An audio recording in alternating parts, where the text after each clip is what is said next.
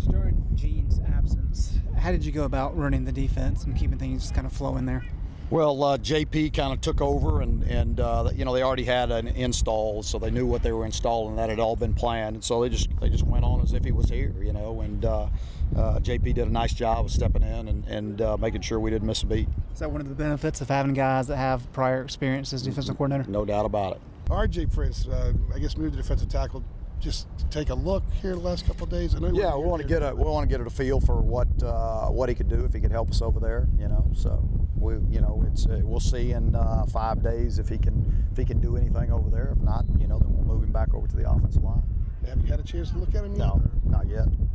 It's a matter of when he's able to get back out here. Right.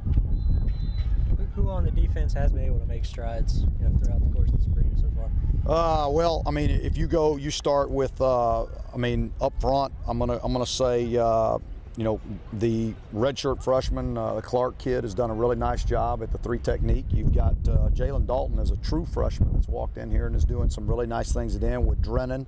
Drennan's doing a really nice job. You know, Schottmer picked up right where he left off.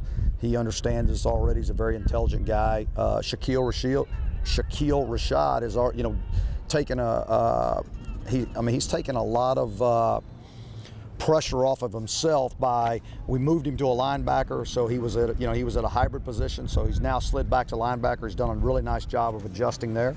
Donnie Miles has done a nice job of adjusting from the Ram back to a safety, you know, and you know, the corners, I would say B. Walker's done a really good job, and then you know, Malik Simmons has stepped up and made some plays for us this spring. So they're all, you know, right now for them, they're learning new techniques and new philosophy and new schemes. So, I mean, there's a little bit of thought process involved with them. How is Jalen's technique? Where is he standing? Jalen? Yeah. He's got good power for a guy that's, you know, ought to be in high school right now. He's 270 pounds and 6'6". He's got some pop and a little bit of a quickness about him. And so I think he's gonna develop into a really nice player. Coach, over the last 3 years, some of the defensive players talked about the complexity of Vic's scheme, and there was kind of a lot to it. With this new scheme in place, is there a lot less there in terms of volume of what to know? Well, there's a lot less right now, that's for sure. I mean, you know, Gene and those guys have decided how they're going to install things, and they're really working extremely hard on the base and the fundamentals of what it takes to play in that base defense. And then they've just been, you know, spoon feeding them as they've gone. You know, today was a new coverage that they had to deal with. There were some busts out there, but you know, it's been good for our guys because they keep learning something new each day as they try to master what they learned the day before. Coach Scott looks like he's a pretty physical coach. Looks like he wouldn't mind mixing up with some of those guys. How's that transition going? It's been good. You know, he's brings a lot of energy and passion to the position, and he's excited, and you know, we're a little beat up right now at that position, and we got some guys out, and he's I mean, he's working his butt off now to coach up those guys he's got with him. How did you guys find him? What was that connection? You know, actually, the first guy talked to me was a guy that was a strength coach of mine back at Southern Miss, and you know, Trey had been at Ole Miss with that staff, and he's there, and was really high on him, and then talked with Hugh Freeze and Coach Womack, the defense coordinator, and some of the guys on the defense about him, and so they spoke very highly of him, and then we brought him in, and he did a great job, you know, and so we're happy to have him. What do you see from your special teams at this point? Yeah, we're, you know, really right now we're trying to, in all 4 units, it's about mastering the fundamentals that you need to be able to play in all 4 phases. So it's a lot of drill work right now. We're not doing much scheme work at all in our special teams units. You know, we still have a long way to go with our punters, you know, and I think we've made some strides with our kickers, but we still have a ways to go. How about Freeman Jones? How's he doing? He's doing all right. Yeah, I mean, it's too early to make a call on those guys. I mean, we don't get enough, you know, live reps in the middle of practice for them to do it. They got to do it before, and then we chart everything that they do. You got a number of guys on the offensive line in their first or second spring with Bentley Spain, Jared Cohen, William Sweet.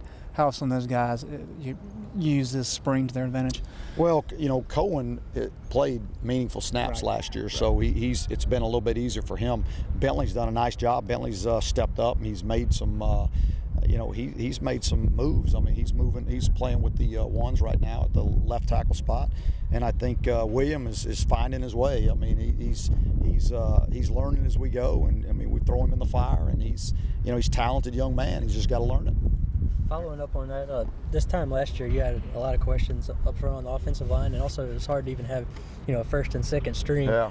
How do you feel about that, just that position group? Well, we've got some depth there now, and we've got guys like John Heck and Landon and Crowley and Peterson, those guys who have gotten a lot of reps all last year. So they're very comfortable out there, and you're seeing them now. You're seeing them getting better and better each day, and as a unit. I mean, as a whole, because they play together, they know each other. I don't have the same concerns that I had last year. Have you seen growth in Mitch's command of the huddle now that he's had a year? No doubt.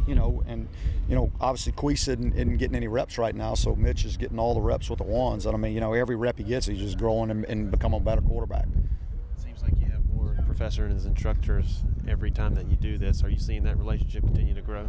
Yeah, I think so. I think it's a little bit of a novelty for them, because most of them that come have never been to a practice before. They don't know what to expect, and so I think and I think it's great for our guys to see their professors out here at practice and watching them practice. So and the professors see them in a different classroom.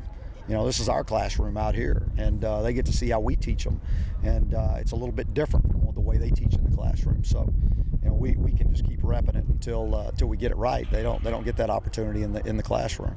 Last August, Matt Collins took advantage of some guys being out early on in camp and was able to send some guys are out right now. Any of the guys getting a little bit more reps than normal?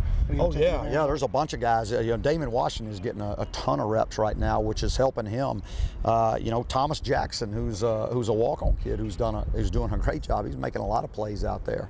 But the young kids that were redshirting, Cabrera and Perry, I mean, they're getting a bunch of reps. And then Javal Millett, who's a true, he's another one of the early enrollees that's getting a bunch of reps. So I don't know if any of them have emerged as the guy, but they're all getting valuable reps that are going to pay off for them next fall.